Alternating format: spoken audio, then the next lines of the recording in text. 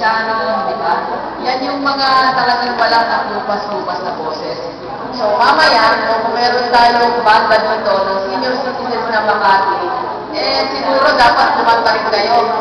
Kaya pag upo nyo dyan, pagkain nyo, medyo mag-isip-isip na kayo kung ano kakanta. Dahil magaling po yung banda natin na to. Ang tawag ko dito, banda nito, banda ko. At lahat ng mga senior citizens po na dumadating sa City Hall, lahat ng mga bisita namin, hindi po pwede umuwi kung hindi po sila naririnig. Alam niyo yun?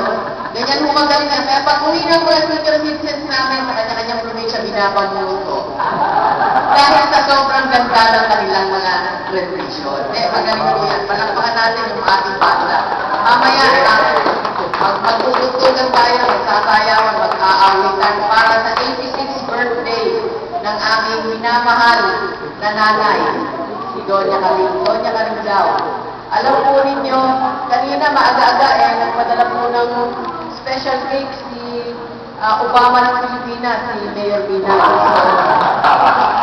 Nagseselos nga yung kapatid ko dahil siya raw, si Doktora Ladias. Ang liit ng cake, ganun lang, no? Sa nanay ko, bakit daw ganun kalaki yung cake ni Mayor Binay? So, sabi ko parang may favoritism yata si Mayor Binay. So, sige, pwede na tayo maupo at tayo magkakantahan at mag-i-enjoy ngayong gabi. Bawal mo ang may arthritis ngayong gabi, kaya dapat kumain tayo, magsayawan. Kain, sayaw, kain, sayaw. Ano po? Sige, maupo muna kayo.